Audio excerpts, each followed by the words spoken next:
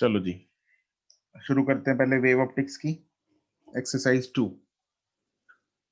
Doubts बोलो। Question number 1, 2, 3।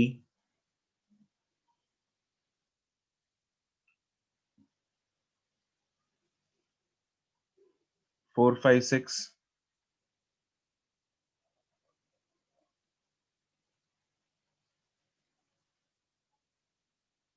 7, 8।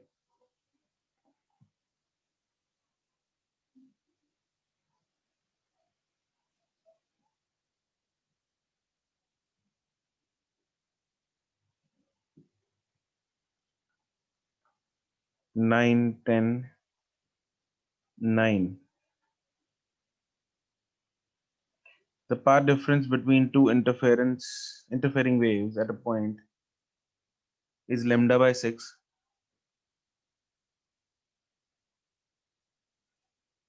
हमें maximum the ratio of the intensity at that point to the central maximum, मतलब central वाली bright fringe. शिरवी, जहां पे lambda by 6 path difference है तो यस सर। तो इंटेंसिटी हम वहां पे फाइंड कर सकते हैं। वहां पे हमारे पास पाथ डिफरेंस से फेज डिफरेंस आ जाएगा। Yes sir. सर ऐसे किया था, आंसर की वैल्यू ठीक नहीं आ रही थी। दोनों साइड एग्जैक्ट दोनों फिर आंसर नहीं आ आ रही थी, फिर आ रही थी। हाँ आएगी। दोनों स्लिट्स में से आई और आई निकलेगा। सेंटर में फेज डिफरेंस 0 है तो 4i हो जाएगा। जहां पे lambda by 6 है वहां पे 2 पाई बाई 6 मतलब पाई बाई 3 फेज डिफरेंस हो जाएगा, that is 60 degrees. Okay sir. तो 60 डिग्रीज जहां पे फेज डिफरेंस है तो वहां पे इंटेंसिटी कितनी आएगी वो फाइंड कर लो। ओके कितनी सर। आएगी? कितनी मैं आएगी? एक बार ट्राई कर 3 लूंगी, आई। 3 आई। वैल्यूज ठीक नहीं आ रही थी। ठीक है, तो रेशियो कितना आ गया? 0.75।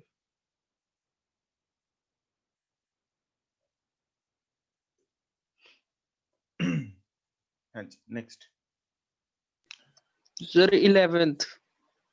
11th कौन सर है? ये बनाए कैसे हुए हैं सर, पता नहीं लग रहा मुझे। नहीं कैसे हुए हैं? तो सुमित कल +1 क्लास में घुस गया तो मतलब कर क्या रहा था हैं? और सर सॉरी सर, सर मुझे टाइमिंग गलत समझ गया सर मैं। सर मैंने अर्शित से पूछ लिया था, उससे सर डाउट था। ठीक है, यहाँ से ये वेव फ्रंट्स बना रखे हैं, मतलब लाइट ऐसे जा रही होगी ऐसे। अब मिरर से रिफ्लेक्ट करके वापस ऐसे जाएगी क्योंकि एंगल ऑफ इंसिडेंस और एंगल ऑफ रिफ्लेक्शन बराबर होते हैं। तो अगर ऐसे जाएगी तो इसके वेव फ्रंट्स ऐसे बनेंगे। तो मतलब ये अच्छा सर ऐसे भी नहीं है सर, मैं बी ऑप्शन कर रहा था।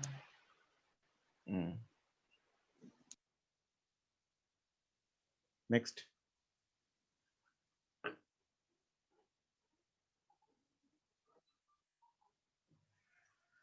15 तक, 13 तक।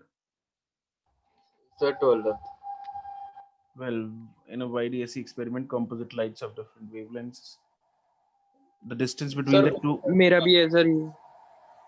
distance between two complete dark regions है। complete dark regions का मतलब क्या होगा? जहाँ पर दोनों का मिनिमा है। करेक्ट, जहां पे दोनों का मिनिमा है। अब दोनों का मिनिमा कहां पे कोइंसाइड करेगा ये देखना पड़ेगा। तो दोनों का मिनिमा की कंडीशन क्या होती है YDSC में? अच्छा बस ऐसे ही फाइंड करना है, हाँ, फिर तो जैसे सर हो जाएगा। हाँ जैसे मैक्सिमा की कंडीशन फाइंड की थी, दोनों का कोइंसाइड करवाया था, है ना? जैसे N1 एक का N और एक का N1 एक का N2 मैक्सिमा कोइंसाइड कर रहा था, वहां से मेरे पास आ गया था ना रेशियो।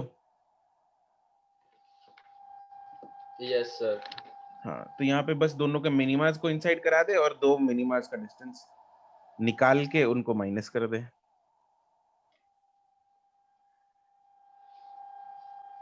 15 तक।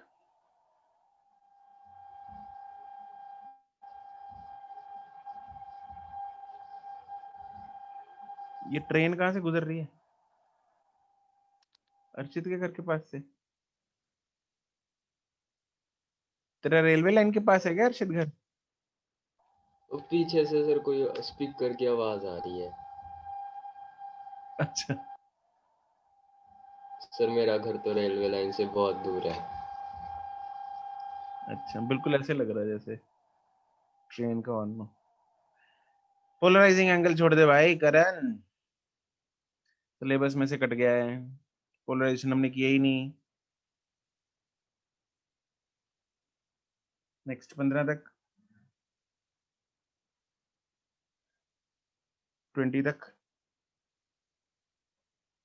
सर ये 18th का आंसर दिया ओरिजिन ऑफ स्पेक्ट्रा, ये क्या होता है? ओरिजिन ऑफ स्पेक्ट्रम, स्पेक्ट्रम होता है ना जो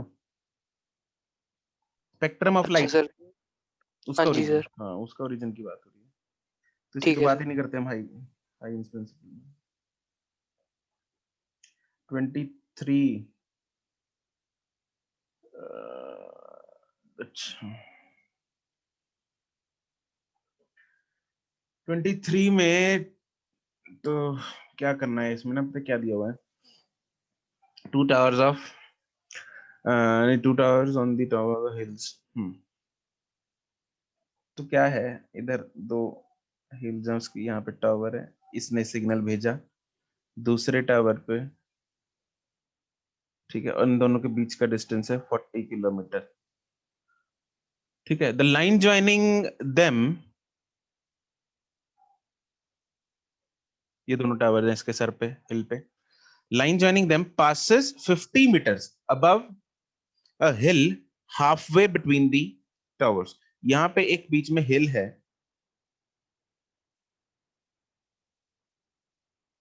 और ये लाइन ज्वाइनिंग जो बिटवीन द 2 टावर्स, ये इधर से 50 मीटर ऊपर से गुजर रही है, ठीक है। कैसे गुजर रही है? 50 मीटर ऊपर से गुजर रही है।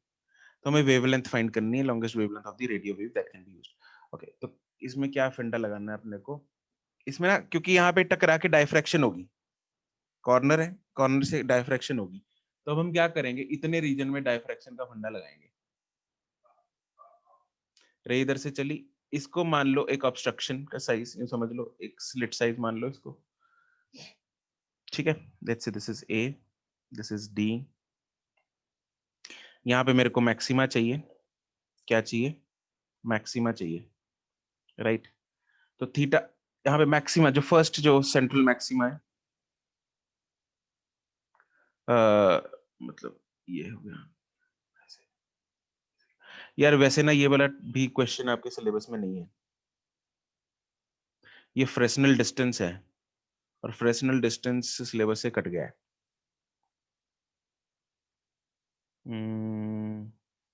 चलो बता देता हूँ।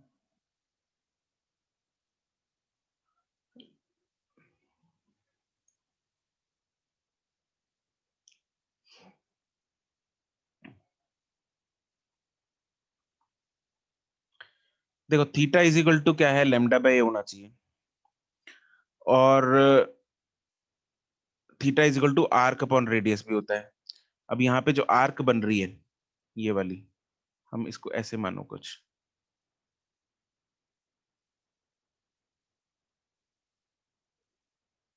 ये ट्रायंगल में कुछ हम लगा रहे हैं बस, ठीक है। तो यहाँ पे theta is equal to arc upon radius, ठीक है। एक सेकेंड जरा होल्ड करना, एक सेकेंड।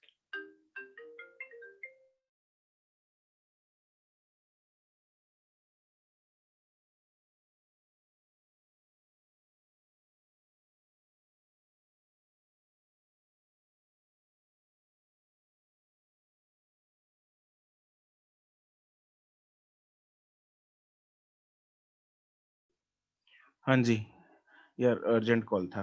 ओके, तो हम क्या कर रहे थे क्वेश्चन में, हाँ ये फ्रेसनल डिस्टेंस निकाल रहे थे। तो ये एक्चुअली होता क्या है,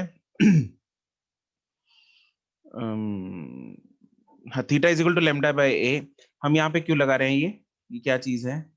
एक्चुअली मैं चाहता हूँ कि यहाँ पे वेव पहुंचे। एक्चुअली फ्रेसनल डिस्टेंस मैं आपको थोड़ा ओवरव्यू दे देता हूँ। फ्रेसनल डिस्टेंस वो डिस्टेंस होता है कि जहां पे हम अप्रोक्सीमेशन लगा सकें कि रे जो है वहां पे विदाउट मच डायफ्रैक्शन आराम से पहुंच जाए, ठीक है। तो अगर यहाँ तक पहुंचाना है मुझे वेव को, तो आई नीड के यहाँ पे उस मैक्सिमम का एंड हो जाए, मतलब दैट मींस लुक, मैं फ्रेशनल डिस्टेंस, जैसे ये हमारी स्लिट होती है, this is the central maxima, right, ये मेरे पास सेंट्रल मैक्सिमा बनता है यहाँ पे। तो ये this is the Fresnel distance, और फ्रेशनल डिस्टेंस में ध्यान से समझेंगे, फ्रेशनल डिस्टेंस वो डिस्टेंस होगा कि अगर भाई स्लिट के बिल्कुल सामने इसका मिनिमा बने सेंट्रल मैक्सिमा का, मतलब पहला जो सेंट्रल मैक्सिमा है वो यहाँ पे खत्म हो जाए, ठीक है, उसको बोलते हैं फ्रेशनल डिस्टेंस, राइट। अगर ये पहले ही खत्म हो गया या फिर बहुत ज्यादा तक चला गया, तो दैट मींस डायफ्रैक्शन बहुत ज्यादा हुई है, और जो सिग्नल है वो यहाँ तक जा रहा है, मेरे को सिग्नल यहाँ पे पहुंचाना है, यहाँ से बिल्कुल टावर यहाँ पे है ना, रिसीवर टावर यहाँ पे, तो मेरे को सिग्नल यहाँ से यहाँ तक पहुंचाना है बिल्कुल सीधा, ठीक है। तो मैं चाहता हूँ कि मैक्सिमा यहीं पे बने भाई, इधर तक ऐसे ना फैले मैक्सिमा, मेरे को नहीं चाहिए इतनी ज्यादा डायफ्रैक्शन, राइट। तो इसलिए मैं वहां का फ्रेशनल डिस्टेंस, मतलब मैं ऐसा डिस्टेंस निकाल रहा हूँ, ये वाला, ये ऐसा डिस्टेंस यूज कर रहा हूँ यहाँ पे कि भाई डायफ्रैक्शन लिमिट में हो, उससे ज्यादा डायफ्रैक्शन होगी तो क्या होगा, सिग्नल लॉस हो जाएगा, मतलब मैक्सिमा फैल जाएगा और मुझे पूरा सिग्नल नहीं मिलेगा। तो इसलिए मैंने कंडीशन क्या लगाई उधर, theta is equal to lambda by A जो होता है वो फर्स्ट मिनिमा का डिस्टेंस होता है, और theta is equal to arc upon radius भी होता है, तो arc is A upon D और लैम्डा बाय ए। तो यहाँ से मेरे पास जो फ्रेशनल डिस्टेंस जो कि डी होता है वो आ जाता है लैम्डा, सॉरी, डी आ जाता है ए स्क्वायर बाय लैम्डा, ये होता है फ्रेशनल डिस्टेंस, ठीक है। लेकिन यहाँ पे अपने को क्या दे रखा है, डिस्टेंस दिया हुआ है, लैम्डा निकालना है, इसको ऐसे कर लो, lambda is equal to A square by D. A की वैल्यू क्या लेंगे, यहाँ पे 50 मीटर लेंगे, ए की वैल्यू क्या है 50 मीटर्स, डिवाइडेड बाय डी की वैल्यू कितनी है 20 किलोमीटर, तो 20 किलोमीटर को 20,000 मीटर में चेंज करते हैं, that ways you will get lambda, ठीक है।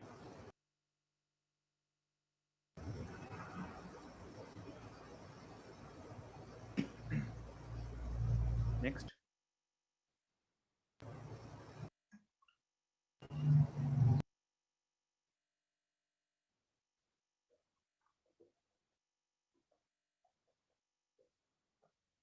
अर्षित,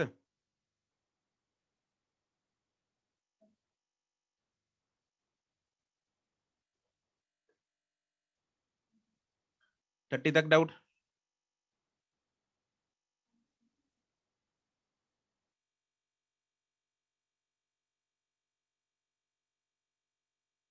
सर ये 24th जो है, इसमें ये 1/4 है या I/4 है? I/4 है या ठीक है सर, मतलब 1/4 ऑफ मैक्सिमम आई, मतलब आई से ही बोला हुआ है वो। ठीक है सर।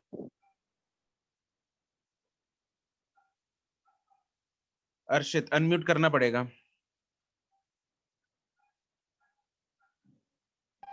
तो सर पीछे से आवाज आ रही है सर कोई नहीं, फिर बहुत। क्या हो गया, तेरी आवाज सर ज्यादा गाने, है, बोल क्या दिक्कत है।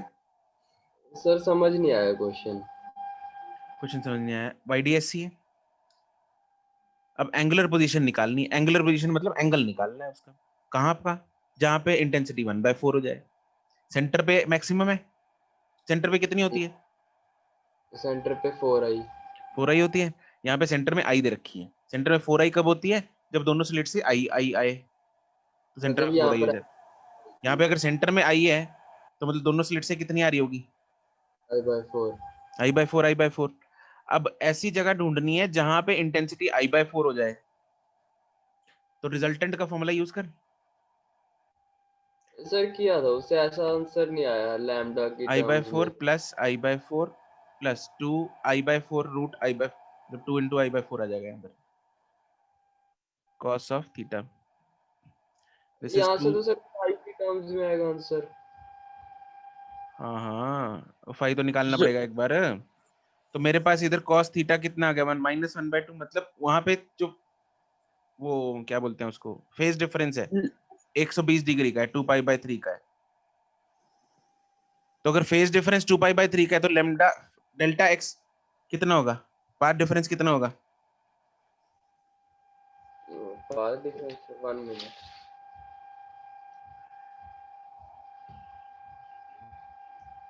कितना होगा? λ/3, λ/3। पाथ डिफरेंस का फॉर्मूला x d/d। x/d। तो x कितना आ गया, लेमडा d/3d। अब theta is equal to arc upon radius, arc पता लग चुकी है, lambda d/3d divided by radius होता है d, इट इज λ/3d।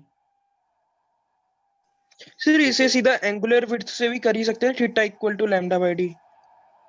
वही क्या है, एंगुलर विड्थ वैसे वो फंडा होता है डायफ्रैक्शन में। अच्छा ठीक है सर, ओके।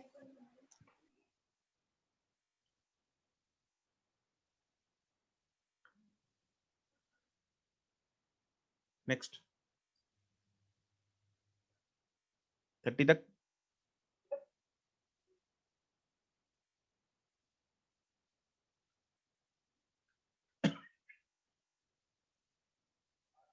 थर्टी फाइव तक।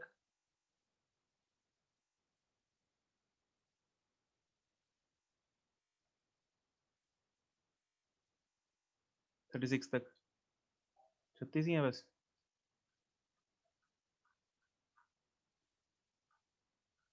कम ही थे क्वेश्चन है ना। Okay done. सर 32 की C option.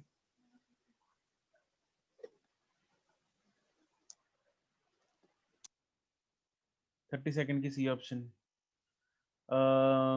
Violet colour forms its first maxima closest. Maxima का फॉर्मूला क्या होता है, कंडीशन क्या एन होती है? Lambda D, N lambda.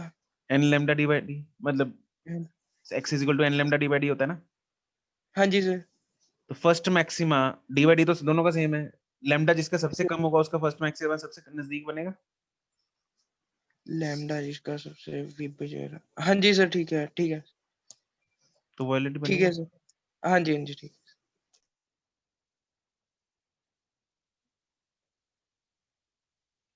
Done है। ओके एक तुम लोगों का ना वो डॉपलर इफेक्ट रह गया था, याद है? एक क्वेश्चन था ना एक्सरसाइज 01 में।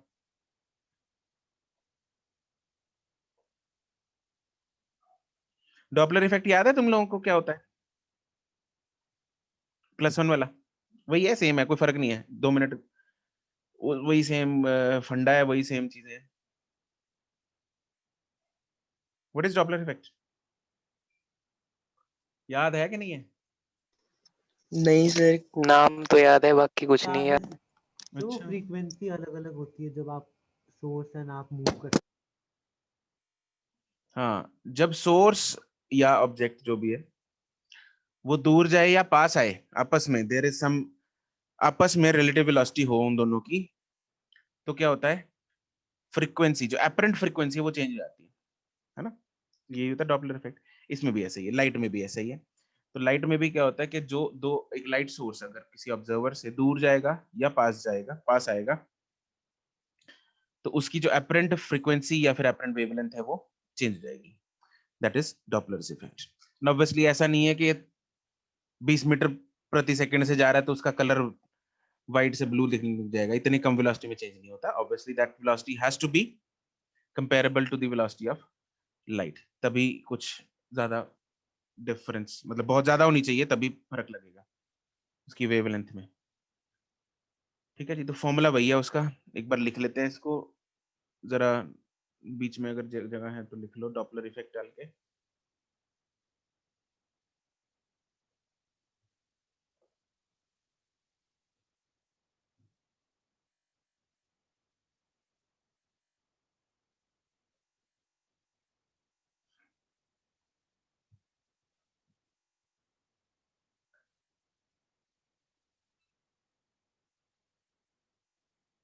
When a light source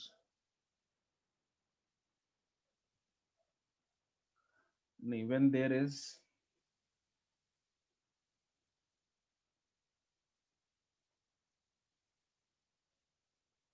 some relative motion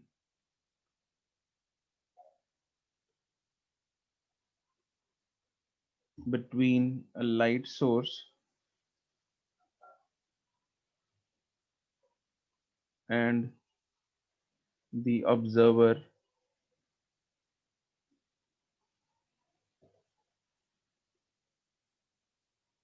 then the apparent frequency or wavelength as observed by the observer changes. This effect is known as Doppler's effect. +1 में हमने इसकी वीडियोस भी देखी थी, है ना? आवाज कम ज्यादा पिच की सुनाई देती है।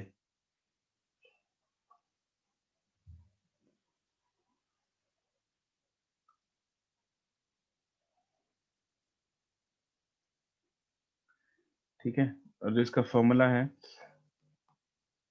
ये नोट कर लिया।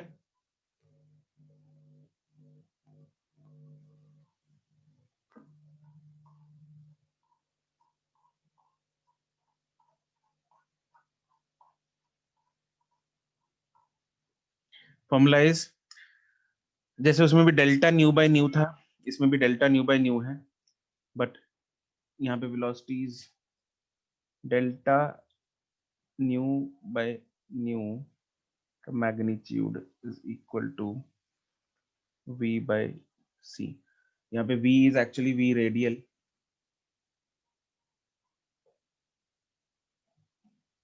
by c।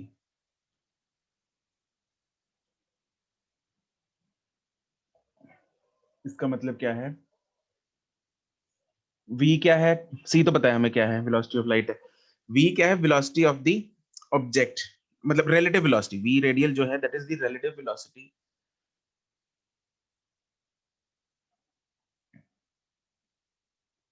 v radial is the relative velocity of the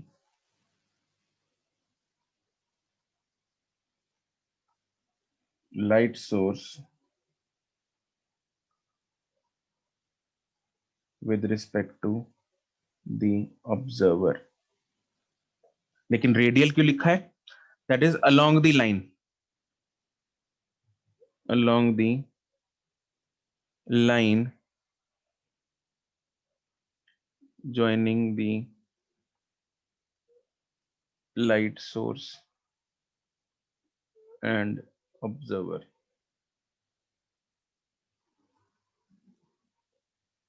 ठीक है, तो इसका मतलब क्या हुआ कि अगर सपोज ये अगर ऑब्जर्वर है, ये लाइट सोर्स है,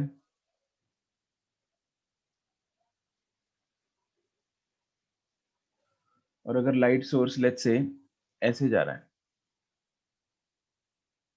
V से, तो इसके दो कंपोनेंट्स हो जाएंगे, एक इस तरफ और एक इस तरफ। तो अपने को इससे मतलब है, दिस इज V रेडियल,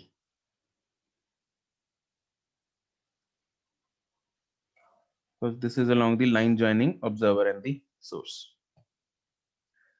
और अगर ये V रेडियल जो है ये अवे फ्रॉम दी, मतलब both are separating, if both are separating तो क्या होगा, फ्रीक्वेंसी कम होगी ज्यादा होगी, कम, कम हो जाएगी। और अगर both are coming close then ज्यादा। ज्यादा हो जाएगी। ठीक है, अगर लेमडा में चेंज पूछा, लेमडा का भी फॉर्मूला सेम होता है बट साइन डिफरेंट हो जाएगा, उसका भी formula is same but sign will be different.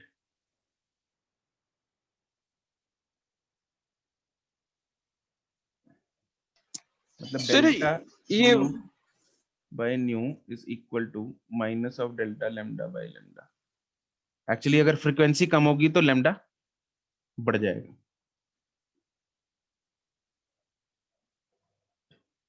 हाँ सुमित कुमार, ये पूछने वाला था कि ऐसा कैसे हो गया. सर नहीं सर, ये वही है जो 11th में ट्रेन वाले क्वेश्चन किए थे. गाड़ी ट्रेन हाँ वही है. दूर चले जाती है, फ्रीक्वेंसी कम होती जाती है, ट्रेन जैसे बाहर. बिल्कुल. ये मेथड पता है वेलोसिटी ऑफ स्टार्स फाइंड करने में बहुत यूजफुल होता है. क्या सर? वेलोसिटी ऑफ स्टार्स या ऐसे कुछ bodies, light emitting bodies, celestial bodies, उनकी वेलोसिटी फाइंड करने में हेल्पफुल होता है. कैसे? उनमें अगर एपरेंट चेंज, हमें एक्चुअल अगर लैम्डा पता है उसका, ठीक है, और एपरेंट लैम्डा हम मेजर कर लें डिवाइस से, सी हमें पता है तो हम उसका वी निकाल सकते हैं. ठीक है, तो दिस मेथड इज यूजफुल अगर हमें लैम्डा और डेल्टा लैम्डा की इंफॉर्मेशन है. उसके लिए डिवाइसेस वगैरह होते हैं, वो कॉम्प्लिकेटेड है, राइट, बहुत सोफिस्टिकेटेड डिवाइसेस होते हैं, तो हम वी फाइंड कर सकते हैं. ठीक है, जो लाइट उधर से आ रही है उसका लैम्डा मेजर कर लेते हैं और वी निकाल लेते हैं. तो स्टार पॉइंट यहाँ पे लिख लो. एक तो one is if source and observer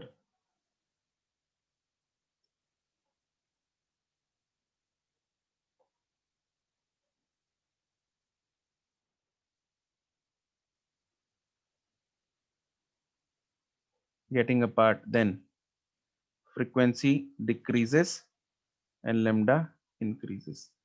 apparent की बात हो रही है, एक्चुअल में चेंज नहीं आता. सर उसमें भी यही फॉर्मूले किए थे सिर्फ. तेरे को समझ नहीं आती, मेरे को पूछ रहा है. सर मुझे एक और फॉर्मूला पता नहीं लग रहा था सर. अरे 11वीं की कॉपी खोल के देख लेना आज. सर दूसरी ओके चीज, सर, आज this method is used to find the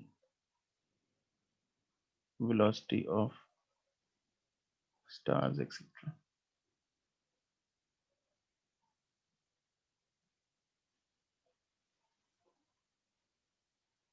with respect to earth.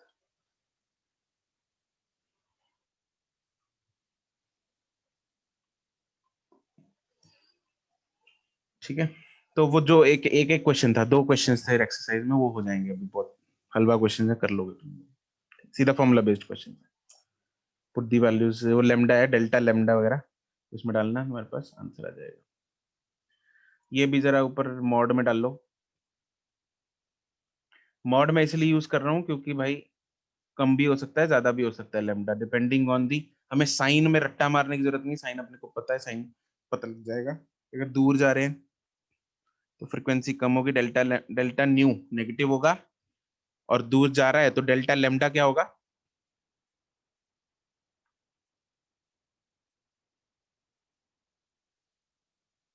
दूर जा रहा है तो क्या डेल्टा सर? लैम्डा, अगर दूर जा रहा है बॉडी सोर्स तो डेल्टा लैम्डा पॉजिटिव होगा नेगेटिव होगा? पॉजिटिव होएगा. पॉजिटिव होएगा. यस. अगर बॉडी दूर जा रही है तो लैम्डा बढ़ेगा. हाँ जी सर, पॉजिटिव ही देगा वैसे. लैम्डा बढ़ेगा मतलब रेड की तरफ शिफ्ट होगा, यस सर. तो उसको रेड शिफ्ट बोला जाता है. अगर पास आ रहा है तो लैम्डा कम होगा, और कम हो रहा है मतलब लैम्डा ब्लू की तरफ शिफ्ट हो रहा है तो उसको ब्लू शिफ्ट बोला जाता है.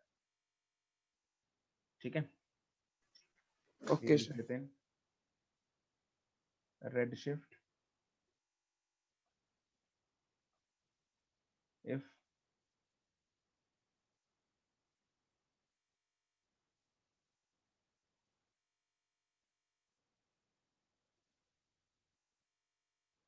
apparent lambda increases when source and observer are moving away.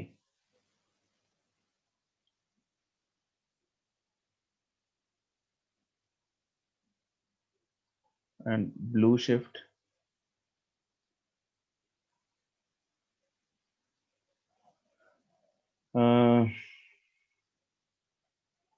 if apparent lambda decreases when source and observer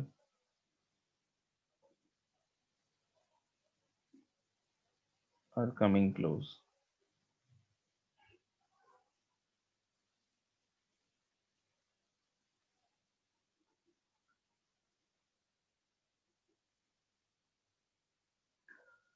ठीक है जी, तो ये है तुम्हारी red shift and blue shift and Doppler effect, right?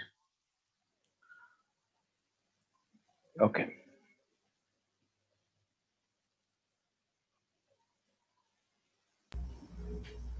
Sir हाँ जी। सर मुझे ये समझ नहीं आया कि दूर पास जाने से वेवलेंथ क्यों डिक्रीज तो इंक्रीज पहले तो ये बता, तो बैठा कहाँ है? बड़े गाने वाने बज रहे हैं पीछे। वो तो टीवी की आवाज आ रही है पीछे से। टीवी की बज रही है? तेरे रूम में ही लगा क्या टीवी? ये साथ वाले रूम से आ रही है? साथ वाले से आ रही है। अच्छा, हाँ, ये समझ नहीं आया कि दूर जाने से सोर्स और ऑब्जर्वर के डिस्टेंस चेंज होने से वेवलेंथ क्यों चेंज हो रही है? डिस्टेंस चेंज होने से नहीं होता भाई, डिस्टेंस का फर्क नहीं पड़ता यहाँ पे। फर्क ये पड़ता है, तुम्हें याद है +1 की? याद नहीं तुमने मतलब किया होगा तुमने? सर साइन कन्वेंशन नहीं याद है, वैसे थ्योरी याद है। साइन कन्वेंशन को छोड़, अगर बॉडी यहाँ पे अगर बंदा है, इधर से सोर्स, हमने साउंड में क्या किया था, इधर से ऐसे आ रही है ना, साउंड वेव्स ऐसे आ रही है। तो अगर ये साउंड वेव इधर इधर, ये साउंड सोर्स जो है इधर भागने लग जाए, अगर कहीं नहीं जा रहा तो क्या होगा? ऐसे हर तरफ वेव्स ऐसे फैली होंगी। इसकी वीडियो दिखाई थी मैंने तुम लोगों को, यस सर, ठीक है? ट्रेन वाली दिखाई थी। है ना? तो हर, मान लो हर सेकंड बाद 2 वेव्स पहुंच रही हैं इसके पास, हर सेकंड बाद 2 वेव्स पहुंच रही हैं इस बंदे के पास। अब क्या हुआ, अब ये नहीं जा रहा था इधर, अब क्या हुआ, ये इधर जाने लग गया। तो क्या होगा, क्योंकि इस तरफ जाने लग गया तो ये कुछ ऐसे हो जाएगा, पास पास आ जाएगा ये। यूं समझ लो, इस साउंड सोर्स ने वेव्स को पुश करना स्टार्ट कर दिया। यूं समझ लो, इधर से एक मुक्का मारा, इधर से जा रहा है ना, तो वेव्स जो थी कंप्रेस कर दी इसने, हाँ के ना? तो अब क्या होगा, हर सेकंड में मान लो 2 की, पहले 2 आ रही थी, अब 3 वेव्स आने लग गई उसके पास। क्यों? क्योंकि साउंड सोर्स साथ में आ रहा है उसके, उसी तरफ जा रहा है साउंड सोर्स, है ना? तो सोर्स ऑफ द वेव, चाहे वो साउंड है चाहे वो लाइट है, कुछ भी है, तो अब क्या है, उस ऑब्जर्वर के पास ज्यादा वेव्स पहुंचने लग गई सेम टाइम में। This, can you feel this, के ये साउंड सोर्स जब इस तरफ जाएगा, वो इस वेव्स को धक्का मारेगा यहाँ से एक तरफ। तो समझ लो एक बहुत सारी वेव्स थी उधर, इधर से धक्का पड़ेगा तो ये इकट्ठी हो जाएंगी, हाँ कि ना? फील हो रहा है? यस सर, ठीक यस है? सर। तो दूसरे लॉजिक से भी समझ सकते हैं कि भाई जब पास जाएगा तो साथ में वो भी तो लेके जा रहा है, तो इसलिए 3 वेव्स पहुंचने लग गई। And number of waves in पर सेकंड इज फ्रीक्वेंसी, तो अपरेंट फ्रीक्वेंसी जो है वो बढ़ जाती है। फ्रीक्वेंसी बढ़ेगी तो लैम्डा कम हो जाएगा। ओके सर, समझ गया। ठीक है ना? ओके, चलो जी, तो ये तो कहानी थी किसकी? डॉपलर इफेक्ट की।